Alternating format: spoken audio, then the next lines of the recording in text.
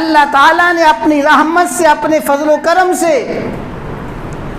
بیت اللہ کی عبادات اور بیت اللہ کی حاضری سے کسی بھی اہل ایمان کو محروم نہیں رکھا۔ جو بھی مومن بندہ ہے، جو بھی اللہ اس کے رسول پہ ایمان لانے والا ہے، اللہ تعالی ہر کسی کو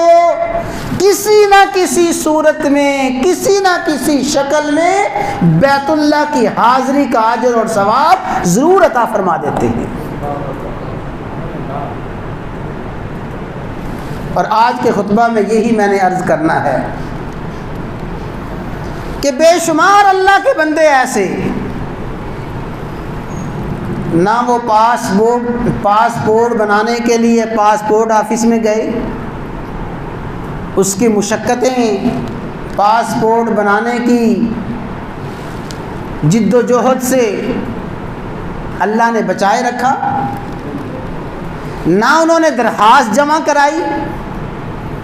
نہ انہوں نے قرآن اندازی میں شرکت کی، نہ کوئی سفر حج کے لیے سامان تیار کیا، اور نہ اپنے وطن کو، اپنے اہل و عیال کو خیر باد کہہ کے چھوڑ کے سفر کے لیے روانہ ہوئے،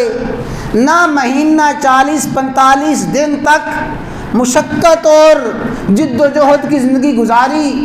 نہ انہوں نے بظاہر جا کے بیت اللہ کے پھیرے لگائے، نہ صفا مروہ کی سعی کی، اور نہ ہی مینا میں حاضر ہوئے، نہ عرفات میں حاضری ہوئی، نہ قربانی کی، نہ انہوں نے حلق کروایا۔